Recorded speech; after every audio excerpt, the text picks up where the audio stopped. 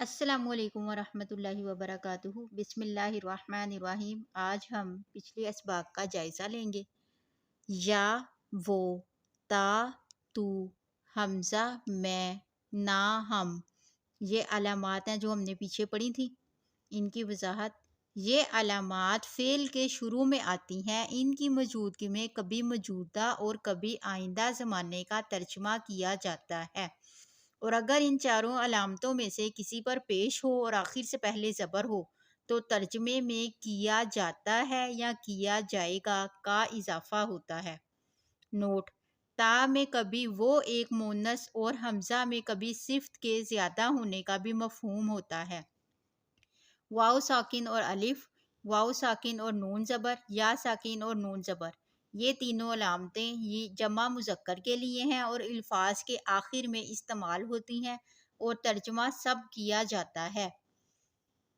تا زبر تو، تو نے، تا زیر تو نے، مونس، تا پیش تو، میں نے، تا ساکن وہ، اس، مونس۔